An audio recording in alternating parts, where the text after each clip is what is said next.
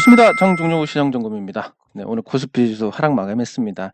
요 올라갈만 하면 밀리고, 그리고 그 불확실성이 계속 우리가 모르는 어떤 그 미지의 것에서 나오는 게 아니라 이미 알려진 것에서 파생이 되고 있습니다. 그 미지의 것에서 나오면 시장이 큰 충격을 받고, 알려진 것에서 나오면 요렇게 짜증나게 하는데, 올라갈만 하면 꺾이고 올라갈만 하면 꺾이고, 네, 이런 과정들이 반복되면서 시장은 하방에서 어느 정도 지지력을 확인하게 되고, 그리고 이 상방으로의 어떤 자신감을 가지게 됩니다. 그래서 나쁜 현상은 아닌데, 문제가 뭐냐면 요 코스피의 주기가 계속 짧아져 있고, 그리고 요 중심선이 지금 설정값이 조금 다르긴 한데, 어쨌든 중심선을 시원하게 넘기지 못하고 있고, 단순하게 보시면 됩니다. 이 중심선 아래에 있으면 나쁘고 위에 있으면 좋다. 이렇게 봤을 때 올해는 좋은 날이 없었다. 이렇게 정리를 할 수 있습니다. 네, 그래서 요 부분이 주기가 짧다는 거, 요것도 이제 간단하게 설명을 드리면, 주기가 예를 들어서 2개월, 3개월. 근데 시장 유동성이라는 게 항상 빵빵하지 않기 때문에 늘 순차적으로 올라갑니다. 예를 들면 먼저 올라가는 종목이 있고, 그리고 중간에 올라가는 종목이 있고, 실컷 바닥을 기다가 마지막에 올라가는 종목도 있고, 아니면 아예 안 올라가는 종목도 있고, 뭐 요렇게 나눌 수가 있습니다. 근데 이 코스피 주기가 길면, 아주 긴 주기가 나왔다, 그러면 안 올라가던 애도 결국에는 올라가는, 이렇게 해서 키 맞추기가 되면 이제 얘가 이렇게 오다가 한 번 더 올라가는, 요런 형태까지 가니까 주기가 길다라는 것은 결국 수익을 볼 기회가 굉장히 많아진다라는 그런 의미가 됩니다. 근데 이 주기가 이만큼 긴 게 아니라, 여기서 꺾이면 어떻게 되겠습니까? 얘 오르고 얘 오르고, 얘 오를만 하니까 같이 떨어집니다, 함께. 그러니까 주기가 짧으면 사실 정말 먼저 반응하는 이런 종목들이 아니면 수익을 내기가 어렵습니다. 괜히 기다리다가 요거 같이 내릴 땐 같이 얻어맞습니다. 오를 때는 같이 안 오르는데. 이런 부분들 때문에 주기가 길 때가 아니면 주식 투자를 쉬는 게 맞고, 그러면 제가 계속 주식 투자를 지금 쉰다고 말씀드린 거, 이제 짜증날 정도로 주식 투자를 쉬는 과정이 이어지고 있는데, 그게 8월부터 지금 3월이니까 뭐 거의 반년 넘게 쉬고 있습니다. 주식 투자를. 근데 만약에 주식 투자를 했으면 괜찮았을까? 물론 저는 나쁘지는 않았을 것 같습니다. 왜냐하면 제가 갖고 있던 종목이 그 이원 컴포텍 이 오르지 않았습니까? NHN 복수 올랐고, 그러니까 나머지 종목들이 살짝 좀 약세였다 하더라도, 뭐 대한제본도 올랐고, 뭐 제너레이도 올랐고, 뭐 제가 찍은 종목도 대부분 다 올랐기 때문에 이 약세장에서도 아마 수익을 냈겠지만, 그렇지만 어쨌든 확률적으로 그 종목들이 그래서 그런 거지, 그냥 통상적으로 시장에서 대응했을 때는 손실을 봤을 가능성이 굉장히 큽니다. 왜냐하면 수익은 제가 보는 게 아니라 시장이 주는 거기 때문에.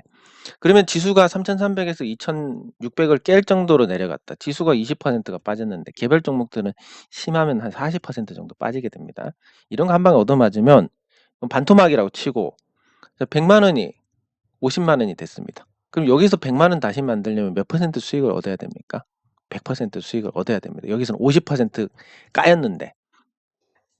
그래서 이런 수익률의 어떤 왜곡 때문에 더더욱 그 복구가 어려워지고, 한번 얻어맞으면 그냥 본전 찾을 때까지 시간, 에너지 다 낭비하게 되니까 쉬는 게 맞는 거고, 그러면 주기가 언제 길어지느냐에 대한 부분, 이 주기는 항상 그렇지만 이게 주기입니다. 올라갔다가 내려갔다가. 그럼 지금 사실 이 파동으로만 보면 되게 짧은 주기인데, 불과 한 달도 채 안 되는 주기입니다. 내리는데 한 달, 오르는데 한 달, 그러니까 2달짜리인데, 코스피가 평균 4달이니까 지금 평소의 주기에 비해서는 반밖에 안 되는 아주 짧은 주기입니다, 이게. 그러면 이 짧은 주기에서 지금 길어지는 어떤 모습이 보이느냐? 보이지는 않습니다, 아직까지. 그러면 이런 파동들을 가지다가 이제 주기가 길어질 텐데, 그 주기가 길어진다는 건 뭐냐면, 앞에 우리가 이 과정에서 습관이 들었던 부분, 한 달쯤 오르고 내리고 하던 부분이 습관이 들어 있는데, 한 달쯤 오르니까 이쯤 오르니까 매도를 해야 되겠다라는 부분이 밀리게 되고, 예. 그리고 밀리는 게 아니라 이 밀릴 것 같아서 팔았는데 더 올라가는 현상이 발생을 하고, 그래서 생각보다 긴 주기로 상승을 하게 되면 그때서야 비로소 추세 전환이 됐다라고 볼 수 있습니다. 그러면 이렇게 추세 전환이 완성이 된 다음에 조정을 받고 다시 움직일 때, 이때가 이제 사실은 정석적인 공략 자리인데, 경험적으로 봤을 때 이 자리에 들어가기까지가 못 기다립니다. 그래서 이때다 싶을 때 승부를 봐야 되는데, 저는 그걸 5월 달로 보고 있습니다. 왜냐하면 주기를 봤을 때 이제 3월이 거의 다 지나갔기 때문에, 그리고 5월이 통계적 약세인데 이 부분은 8월 만큼은 아니지만 통계가 굉장히 유효합니다. 예, 그랬을 때 4월 한 달 오르고 5월 한 달 내리고, 이런 주기, 지금의 현재 주기로 보면 이 주기입니다. 그래서 4월 한 달 오르고 5월 한 달 내린다라고 봤을 때 5월 달에 공략하는 게 정신적 소모가 덜한 거고, 그리고 주기가 만약에 길어진다, 5월 달까지 계속 오르면 어떻게 하느냐, 그러면 조정받고 6월 달에 공략을 해야 됩니다. 많이 오르면. 근데 지금 여건상 오르기가 굉장히 힘든 구조, 수급 여건이나 대외 변수라든지 이런 부분들이 작용을 하니까, 코스피에 대해서는 제가 쭉 설명드린 대로 주기를 보고 아직까지도 투자할 만한 상황이 아니다. 물론 이제 지금은 더 내려갈 가능성이 낮기 때문에 투자를 하셔도 손실을 보지는 않을 가능성도 충분히 있습니다. 예전에 비해서는 손실 가능성이 많이 줄어들긴 했지만, 그래도 우리가 뭐 본전 찾는 놀이 하자고 주식 투자를 한다 그러면, 뭐 샀다가 올라갔다 내려갔다 하면서 본전에서 깔짝깔짝 하네, 요 상태인데, 요 상태를 겪다 보면 요런 상태가 됩니다. 심적으로. 그러면 인내심이 이미 많이 깎여 있습니다. 그러면 올라갈 때도 잘 못 버팁니다. 그렇기 때문에 요 과정에서 뭐 특별히 손실이 없다 하더라도 후유증이 남는다. 요런 부분들을 감안해서 5월 달이 적기가 아닐까 보고 있습니다. 그리고 코스닥은 지금 이제 바닥을 쳤다라고 볼 수 있고, 바닥을 쳤다 해도 뭐 이렇게 회복하는 흐름까지는 좀 기대하기 어려운데, 왜냐면 코스닥 시가총액 상위 종목들의 상태가 그렇게 좋지 않고 주가 방어를 위해서 정말 사력을 다하는 상황인데, 그래서 그 주가 방어에 성공하고 어느 정도 안정을 찾고 하려면 말씀드린 것처럼 가격 조정 받고 기간 조정을 받아야 됩니다.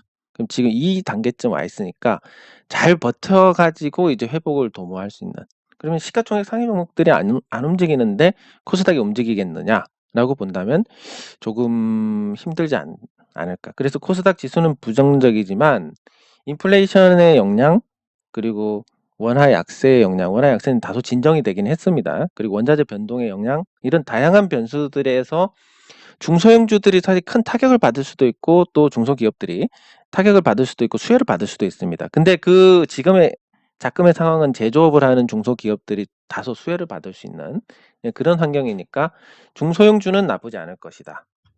상대적으로. 요렇게 평가를 할 수 있습니다.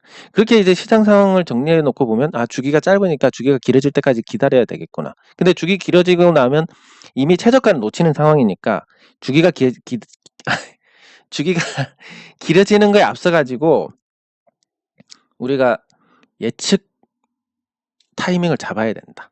그 예측 타이밍의 가격만 맞다면, 낮은 가격이라고 판단이 된다면, 그러면 성공할 확률이 높다, 승부를 볼만하다, 이렇게 정리를 할 수 있으니까 거기에 맞춰서 이제 5월달 해봤자 이제 한 달 남았습니다. 한 달, 두 달 남았습니다. 5월 중순 정도 돼야 되니까. 그래서 그렇게 감안하셔가지고 우리가 지금까지 잘 기다려 오신 분들은 더 잘 기다리셔가지고 좋은 기회를 잡으시기 바랍니다. 댓글 확인하도록 하겠습니다. 감사합니다. 감사합니다. 경제적 자유인이 되면 두 가지 방법이 있습니다. 되기 위한. 한 가지는 뭐 저 같은 경우는 이제 뭐 대충 한 달에 한 100만 원도 안 쓰는 것 같은데,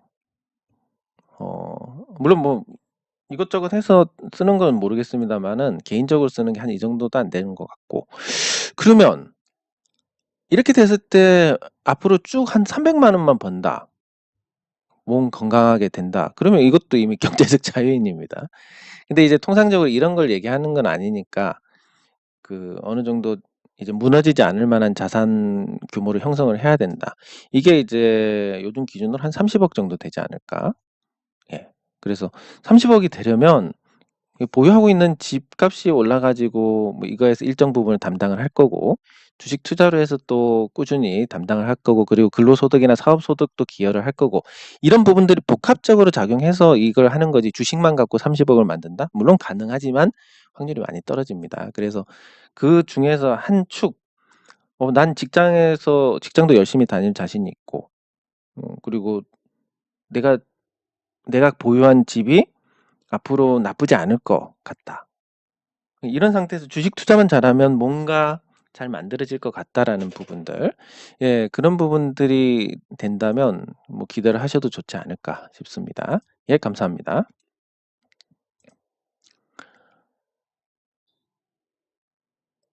예, 100% 현금화는 사실 저도 뭐 외부적인 요인에 의해서 그렇게 한 거지, 뭐 저도 사실은 그냥 정상적인 상황이었다면 그게 안 됐을 겁니다. 예, 그리고 마음이 편해지는 것도 경험을 하시고, 예, 그리고 계좌 분리, 비중 조절 이런 부분들의 효용도 인지를 하셨으니까, 예, 괜찮을 것 같고, 한 5월까지는 그래도 주식 비중을 50% 이하로 두시는 게 좋지 않을까 싶습니다. 예, 감사합니다. 감사합니다. 예, 제 노래 한번 원익 물량이 얼마나 있는지 따져보겠습니다. 예, 감사합니다. 감사합니다. 감사합니다. 어, 인터로조 나쁘지 않게 보고 있습니다. 인터로조도 같이 살펴보도록 하겠습니다. 예, 감사합니다. 감사합니다. 감사합니다. 네, 감사합니다. 예, 그러니까 이 세상 걱정 다 하고 있습니다. 예, 예, 감사합니다. 예, 감사합니다. 감사합니다. 뭐, 참, 성숙하다기보다는 늙은 게 맞는 것 같습니다. 예, 요것도 스타벅스 코리아 연결 자회사 관련해서, 예, 같이 살펴보도록 하겠습니다. 네, 감사합니다. 예, S넷도 같이 살펴보도록 하겠습니다. 예, 감사합니다. 예, 감사합니다. 예, 댓글 확인 끝났고, 항상 여러분들의 댓글에 제 자존감이 높아지고 힘을 많이 얻습니다. 네, 그러면 우리가 이제 이 말씀하신 종목들 살펴봐야 되고, 그리고 지분법하고 연결해서하고 어떤 게 차이가 있는지, 이것도 이제 우리가 상식적으로 알아두면 좋을 것 같아서, 그래서 요거에 대해서 제가 간단하게 말씀을, 이건 진짜 재미없을 것 같은데 말씀을 드리도록 하겠습니다. 일단 그 지분법으로 잡히는 거하고 말씀하신 댓글에 보고 제가 말씀을 드리는데, 지분법하고 연결하고 조금의 차이가 있습니다. 그러니까 이거를 지분법에 대한 걸로 하자면, 이 개념을 어떻게 쉽게 풀어야 될지 제가 머리가 나빠서 다소 좀 난해하긴 한데, 아마 이런 게 아닐까 싶습니다. 그냥 간단하게, 이게 왜냐면 복잡하게 제가 설명을 하기도 어려울 뿐더러, 음, 이런 걸 또 복잡하게 설명하는 게 의미가 없지 않을까 해서 그냥 간단하게, 예. 지분 20%짜리 A 회사가 B 회사 지분 20% 갖고 있다고 가정을 하겠습니다. 둘 다. 근데 이게 이제 지분법으로 잡히면 어떻게 되냐면, 이 B 회사에서 틀릴 수도 있습니다. 제 전문 분야가 아니니까. B 회사에서 한 10억 이익이 났습니다. 그러면 20%만큼 반영이 돼서 A 회사에서는 지분법 이익이 2억으로 잡힐 겁니다. 예. 왠지 자신이 없는데. 예, 다만 이제 연결해서는 재무 전부를 인식을 하게 됩니다. 그러니까 10억을 이익을 보면 A 회사에서 그냥 10억 이익으로 잡게 됩니다. 연결로는. 예. 그래서 이제 우리 지주회사들이 보면 굉장히 저평가가 되어 있지 않나. 그 재무제표상으로는 그렇게 볼 수 있는데 자신은 없는데 제가 갑자기 질문을 보고 말씀드린 거라서 자신은 없지만 아마 이 개념이 맞을 겁니다. 그러면 이 순서대로 아니고 이마트부터 보도록 하겠습니다. 일단 이 얘기하고 연결이 돼야 되니까 혹시 제가 잘못 알고 있으면 가감없이 저격 부탁드립니다. 그러니까 이 이마트에 보면 이마트 실적이 뉴스에도 이렇게 나와 있는데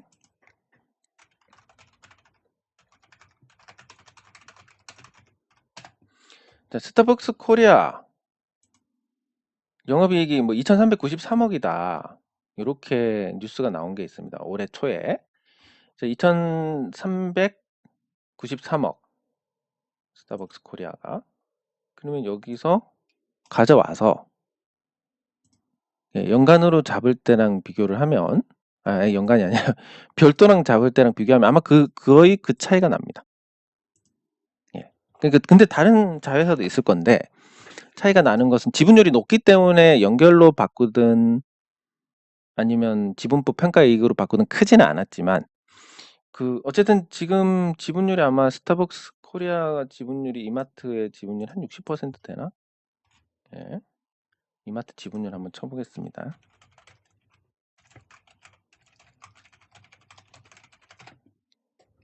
(67.5%로) 잡혀 있습니다. 그리고 67.5%만큼 지분법으로 이익이 잡히다가 이제 전부 반영을 하게 되니까 약 재무제표상에서 한 40% 정도 스타벅스 관련해서 이익이 늘어나는 그런 형태가 됩니다. 즉 이게 숫자는 좋아진다. 숫자는 좋아진다라고 볼 수 있으니까 그래서 이마트가 그 부분에서 이거를 연결해서 지분법에서 연결로 바꾸면 뭐 차이는 크지 않겠지만 그래도 숫자가 좋아진다. 그러면 그 숫자까지 반영하면 이마트는 연결 기준으로 해가지고 매출이 뭐 거의 30조, 영업이익이 한 5천억, 6천억 정도 날 거고 순이익도 많이 날 거고 순자산도 연결 기준으로 잡으니까 조금 더 늘어날 수 있습니다. 그렇게 됐을 때 지금의 주가는 뭐 어마어마한 저평가다. 그런 부분이 반영이 되고 있는 상태고 사실 뭐 가격적으로도 굉장히 매력적이지 않나 생각이 들고 과거에 한 30만 원대에서 움직였으니까 분할 전에 분할하고 나서 그래서 호재로 보는 게 맞을 것 같다라는 게 제 견해입니다. 네, 그리고 댓글에서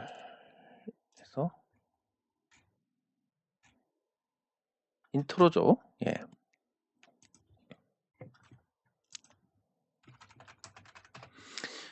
인트로저도 뭐 나쁘지 않은 흐름입니다. 지금 시장 약세에 비해서는 꾸준히 이렇게 추세를 만들어가는 모습인데 왠지 지금 그림 보면 이거 뭔가 사야 되는 거 아닌가 이런 생각이 들 정도로 뭔가 예쁘게 에너지를 모아가고 있습니다. 그러면 인트로저에 대해서 저는 어떤 부분을 긍정적으로 생각을 하느냐면 뭐 매출이 이익이 계속 늘어나는 부분도 있고 코로나가 끝나면 수혜를 받는 부분도 있지만 조금 더 세부적으로 들어가서 인트로저가 출시한 제품에 대한 평가가 시장에서 대부분 나빴다라는 겁니다. 이 나빴는데 나빴음에도 불구하고 매출과 이익이 늘어났다. 그럼 과연 좋으면 어떻게 될까? 만약에 좋은 평가가 나오면 어떻게 될까라고 했을 때 이익이 폭증하는 구조가 되지 않을까라는 생각을 할 수 있습니다. 그렇기 때문에 긍정적으로 볼 수 있고 인트로저가 올 들어서 영업이익률을 보면 20%가 넘습니다. 20%가 넘는 영업이익률은 워렌 버핏이 굉장히 선호하는 장기적으로 가치 증대를 이룰 수 있는 매우 긍정적인 요인이라고 볼 수가 있습니다. 왜냐하면 영업이익률이 20%가 넘는다. 그러면 이익이 나서 재투자를 했을 때 산술적으로 이 재투자의 수익률이 20% 이상으로 나오게 됩니다. 그러니까 그렇게 해서 이제 영업이익률이 떨어질 때까지 계속 투자를 하게 될 텐데 그 전까지는 그러니까 이게 20% 수익이 나고 20% 이상 이걸 재투자를 해서 또 20% 수익이 나오고, 그러니까 복리 효과가 나오는데 20%의 복리 효과면 단 4년 만에 기업 가치가 2배 이상 뛰게 됩니다. 예, 굉장히 높은 수치로 뛰게 되는데, 그 기업 가치가 2배로 뛰는 부분이 주가에 반영되면, 뭐 정직하게 주가에 반영되어 있다고 가정할 때 약 주가 역시 2배 오릅니다. 2배 오르고, 그러면 이게 연 환산으로 했을 때는 한 1년에 50% 정도 오를 수 있는 여건이 된다라는 겁니다. 그러면 인터로저에 대해서 그런 관점에서 다시 풀어서 보면, 한참 주가가 떨어진 2018년 말 한참 동안 큰 변동이 없었습니다. 근데 2018년 말부터 해가지고 매출이 800억에서 1200억 가까이 됐으니까 50% 늘어났고, 이익도 이익도 계산이 안 돼. 한 60% 늘어났습니다. 예, 그러니까 그런 추세대로 가고, 지금 하반기에 실적이 좋고 또 영업이익률 높은 상태가 유지가 되다 보니까, 네, 그런 부분들을 반영했을 때 앞으로도 계속 숫자에 따라서 주가가 좋아지지 않을까. 주가가 사실 잘 못 따라갔다라는 견해가 맞을 겁니다. 네, 그래서 그런 주가 실적이 연동이 됐을 때 당연히 좋을 것이고, 그게 시장을 덜 타는 부분이니까. 왜냐하면 시장이 나빠도 실적에는 반응을 하니까. 예, 그런 관점에서 긍정적으로 볼 수 있습니다. 예, 그리고 평단 아래로 오면 매수하시려고 하는데, 제가 말씀드리지만 언제든지 항상 기다리시면 결국은 오게 될 가능성이 매우 높습니다. 예, 그래서 급하게 덤비시지 않는 게 좋으실 것 같고, 항상 최대한 싸게 사시는 거. 그게 주식 투자에서 좋은 대응을 하고 좋은 결과를 얻기 위한 가장 기본이고 가장 중요한 내용이다. 이렇게 말씀을 드릴 수 있습니다. 예, 그리고 S넷.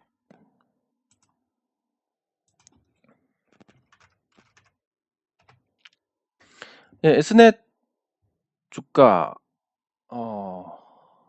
모아간다라는 관점을 말씀하셨는데, 모아갈 정도로 뭐 가격이 아주 저렴하거나 아니면 독보적인 사업 영역을 구축을 하고 있거나, 예, 그런 건 아닌 것 같고, 이 메타버스 관련해서 예, 다소 시장 관심을 받았다가 시들어가고 있는 그런 상태니까, 예, 그래서 일단 관점에서 더 모아 가시는 건 좀 아닌 것 같고, 예, 2% 보유하시고, 이게 적정 주가로 넘어가면 한 1,400억 시가총액으로, 그러면 이제 매수 단가 정도 되는데, 보통 시장 무시하고 살 정도가 되려면 이제 적정 주가의 한 절반 이하로 가야 되니까 비중 늘리지 마시고 2% 갖고만 잘 대응을 하시는 게 좋지 않을까 싶습니다. 네, 이렇게 해서 이제 우리 질문 주신 종목들을 봤는데, 이마트, 예, 뭔가 한 개 빠뜨린 느낌인데, 제노레이 맞다. 예. 그래도 제가 이런 게 기억이 나니까 다행입니다. 예, 제노레이는 11,000원 부근에서 매물 소화를 해야 되니까, 오늘 같이 이렇게 밀리는 거 굉장히 뭐 나쁘지 않은 부분이고, 예, 누적으로 기관 투자자들의 어떤 매도 현황을 본다면, 누적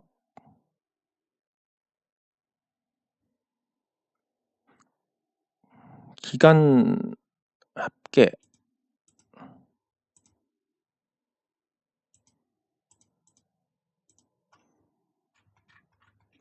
2월 달부터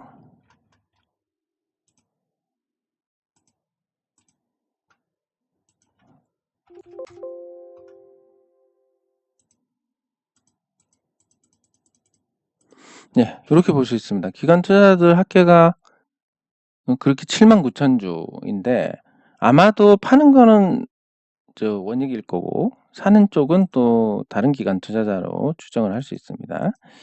예, 그래서 매도세, 매수세 이런 걸 보면 지금은 이제 원익이 조금 팔고 있는 것 같고, 한 3만 주, 한 30만 주 정도 남았던 것 같은데 한 4, 5만 주 정도 팔았고, 요거를 이제 조금 조금 종목이고 메뉴를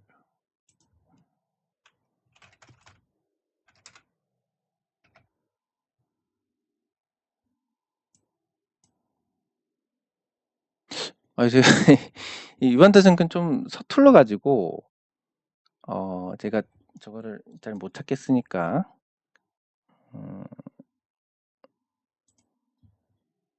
예, 요걸 한번 보도록 하겠습니다.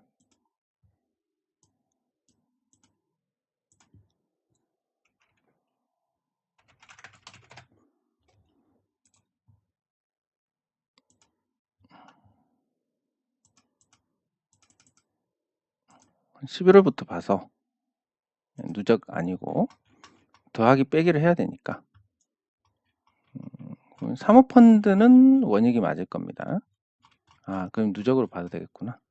네, 누적으로 봐서 한 30여만 주 남은 것 같은데 공시한 시점부터 공시한 걸 보면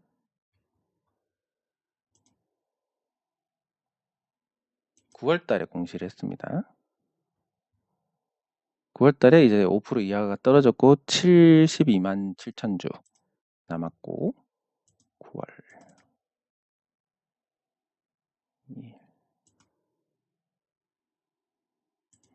13만 주 정도 팔았습니다. 그러면 한 60만 주가 남았는데 이게 이제 섞이는 부분도 있으니까 어떤 사모펀드는 사고 어떤 사모펀드 아니 기타 법인인가?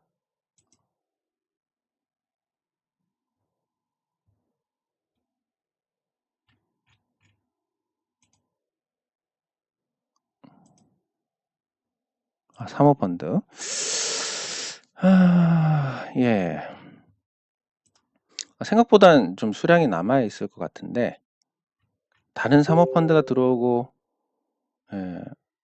다른 사모펀드가 들어오고 팔고 이런 부분들까지 고려를 하면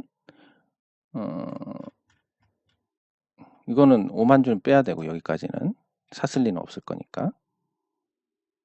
그리고 또 증가해서 감소하는 이 부분 빼고 여기서 또 빼고 그랬을 때 한 20만 주 이상 팔지 않았을까? 그러면 뭐 한 50만 주, 최악의 경우 한 50만 주, 그리고 섞인 게 많다면 한 30만 주 정도 이렇게 남은 것 같습니다. 그러니까 요거에 대해서 원익이 다 팔았으니까 이제 날아간다라는 부분은 단기적으로는 좀 기대하기 어렵지 않을까. 네, 이렇게 볼 수 있겠습니다. 네, 뭐 다만 이제 지들도 뭐 손해보고 자기들 주식 운용할 사람은 없기 때문에 제 노래가 계속 좋아지는데 뭐 많은 위에서 무조건 팬다? 뭐 이런 것도 아닐 거고 그래서 그냥 이 경우에는 집중해서 가시는 게 좋지 않을까 싶습니다. 그냥 실적에 집중하고 누가 사고 팔고에 대한 부분 만약에 그렇게 따지면 개인 투자자들이 합쳐가지고 한 50% 정도 될 텐데 개인 투자자들이 판다 그러면 뭐 방법이 있겠습니까? 누가 작정하고 팔면 그래서 그런 쪽으로 생각을 하시는 게 그런 부분들 수급적인 부분은 조금 배제를 하시는 게 좋지 않을까 싶습니다. 네, 그리고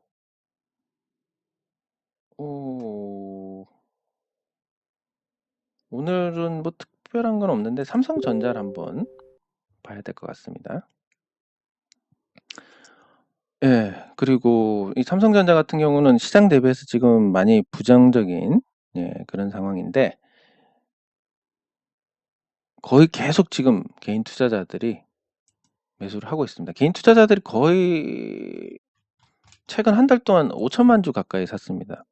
어마어마하게 사고 있는데 이 개인 투자자들의 매수가 지금까지 삼성전자의 어떤 정체성, 주가 정체성을 다소 훼손하는 부분이 그게 나쁘게 말씀드리는 게 아니라 성향이 이제 반영이 된다라고 볼 수 있습니다. 그전에는 개인 투자자들이 삼성전자 주식에서 차지하는 비중이 굉장히 낮았습니다. 낮았기 때문에 개인 투자자들처럼 뭐 등락에 굉장히 민감하고 뭐 이런 부분들이 크지 않았는데 최근의 변동성을 보면 이제 지수 변동성을 능가하는 이런 모습을 보이고 있고 이게 삼성전자의 개인 투자자들이 늘어난 그런 성향이 반영되고 있는 과정으로 볼 수 있습니다. 그러면 개인 투자자들이 개인 투자자들 성향이 반영된다. 이게 무슨 얘기냐면 올라가면 더 올라갈 것 같아서 사기 때문에 오버슈팅이 굉장히 강하게 나옵니다.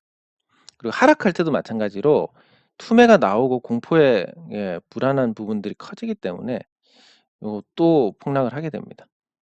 그래서 요런 부분들이 작용을 한다라는 점에서 삼성전자의 바닥이 만약에 저점을 깨고 내려간다면 이런 부분들이 반영이 돼서 생각보다는 좀 많이 내려갈 수 있지 않을까. 그리고 계속 개인이 사들이고 있기 때문에 개인 투자자들에게 수익을 먹여주는 그런 단기간에 수익을 먹여주는 과정들이 과연 얼마나 될까? 이런 부분들을 고려하면 삼성전자가 68,300원을 깨는 일이 발생했을 때 생각보다 많이 내려가는 그런 전개가 나올 가능성이 높습니다. 그래서 매력이 단기간에는 없다라고 평가를 할 수 있습니다. 네, 그리고 살펴봐야 될 종목이 이제 롯데쇼핑인데 앞으로 그 유통주에 대한 규제가 다소 완화가 될 것 같습니다. 그래서 가장 큰 게 뭐냐면 마트가 있습니다. 마트에 거의 없는 물건이 없습니다. 그리고 배송도 합니다. 마트에서 배송을 하고 그러면 아니 업무 시간을 밤에 만약에 이 마트를 영업을 하지는 않더라도 물류 관련해서 일을 할 수 있게만 풀어줘도 그렇게만 풀어줘도 새벽 배송이 가능해집니다. 특히 뭐 이마트도 마찬가지고 롯데마트도 그렇고 롯데도 그렇고 이 지점이 많은 유통업체들은 한 방에 쿠팡이 지금까지 해왔던 그런 물류센터 구축을 한 방에 구현하는 그런 효과가 나오게 되고 그리고 뭐 이게 어떤 차이가 있습니다. 어떤 거냐면 쿠팡은 계속 최적화된 물류 시스템을 구축하고 이게 기업에서 개인으로 가는 고객으로 가는 이런 시스템이기 때문에 쿠팡 같은 경우는 취급하는 품목이 600만 개가 넘습니다. 근데 이제 마트는 과거에 소비자들이 어떤 걸 사고 파는지 어떤 걸 주로 사는지 이런 부분들이 다 되어 있기 때문에 마트도 마찬가지로 고객하고 기업하고의 거래지만 이 마트에 물건을 대는 기업 그러니까 B2B의 형태를 지니게 됩니다. 쿠팡도 마찬가지로 B2B에서 B2C로 가는데 이 과정이 정체성으로만 보면 쿠팡은 이거에 가깝고 마트는 이거에 가깝다. 그러면 재고 관리나 기타 등등 어떤 소비자들이 선호하지 않는 물품을 뺀다거나 이런 부분들을 통해서 한 6만 개 정도 품목을 다루고 있습니다. 그러면 이제 좀 재미없는 얘기로 또 들어가면 왜 이게 600만 개고 6만 개가 되느냐. 과거 같으면 오프라인에서는 이 안 팔리는 물건을 없애버리는 게 바람직합니다. 왜냐하면 마트에 자리 차지하고 있는 것 자체도 비용이니까. 그래서 최소한으로 많이 찾는 물건 위주로만 되는 거고 쿠팡 같은 경우는 인터넷에 하나 더 나열한다고 해서 비용이 드는 게 아니기 때문에 이렇게 많은 물건을 취급을 하게 됩니다. 자, 그러면 지금까지는 코로나 시국이었기 때문에 사람들이 많이 찾는 것보다는 이렇게 다양한 인터넷 쇼핑 비율이 늘어났으니까 그래서 쿠팡이 유리했고 유통주들이 소외를 받았습니다. 이마트도 그렇고 롯데 쇼핑도 그랬습니다. 근데 이제 규제가 풀리게 되면 잘 팔리는 품목 위주로 해서 새벽 배송 체제를 순식간에 구축을 할 수 있다. 그리고 쿠팡이 지금까지 수조 원을 투자하고 앞으로까지 포함하면 수십조를 부을 이 한국 유통 시장에서 큰 비용 없이 비슷한 시스템을 구축할 수 있다. 여기에 CJ 대한통운 같은 그 시장 지배적 택배 사업자하고 시장 지배적 사업자다 보니까 이 상하차 분류하는 이런 메가 허브 같은 걸 통해서 뭐 쿠팡하고 비교해서 그렇게 처지지 않는 서비스를 제공을 하고 있습니다. 그리고 쇼핑도 뭐 네이버를 통해서 또 인터넷 쇼핑을 할 수 있고 그리고 새벽 배송이든 뭐든 고객 니즈에 맞춰 가지고 오프라인 매장을 활용을 한다면 그게 아닌 쿠팡하고 비교했을 때 밀리는 게 뭐가 있냐. 없는 겁니다. 없는데 쿠팡은 고평가고 롯데쇼핑이나 이마트는 정말 어마어마한 저평가다. 이런 부분들이 균형을 잡게 되지 않을까. 이런 기대감에서 이제 주가가 오르는 과정으로 평가를 할 수 있는데 이게 제가 생각했을 때는 오를 여력이 한참 남은 것 같습니다. 이제 바닥에서 벗어나고 있으니까. 그래서 유통주에 대해서는 관심을 좀 가지시는 게 좋을 것 같고, 이게 대외 변수에 비해서 특별히 뭐 나쁠 건 없습니다. 예, 그런 점까지 감안했을 때 예, 더 긍정적으로 봐야 되지 않을까 싶습니다. 한 종목을 더 보고 마치도록 하겠습니다.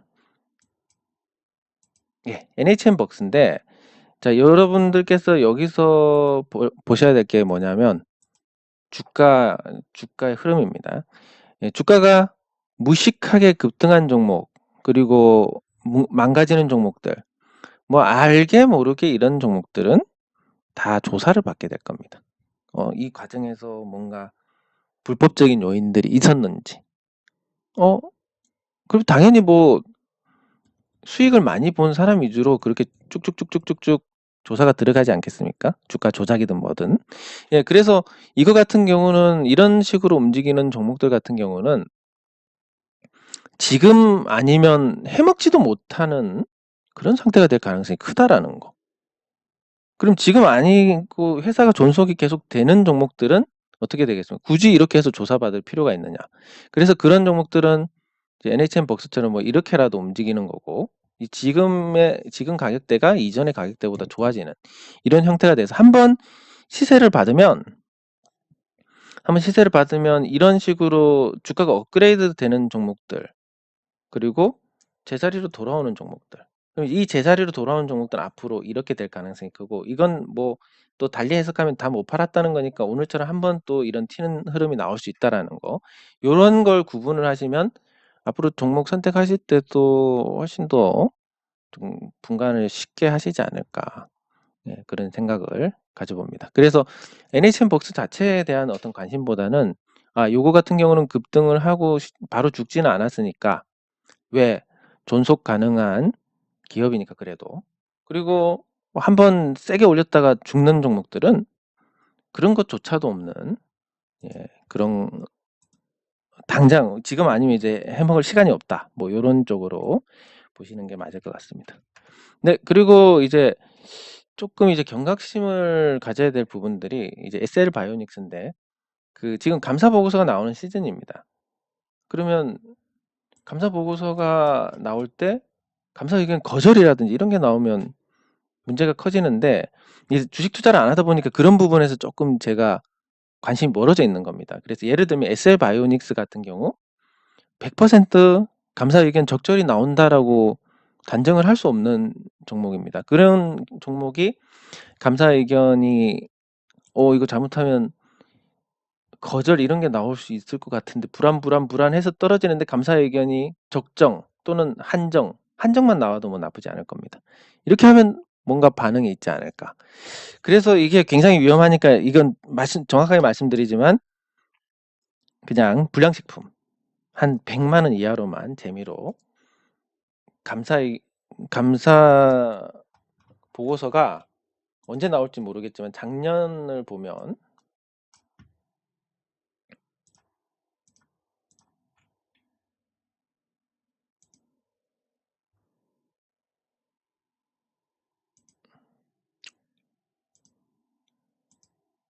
작년에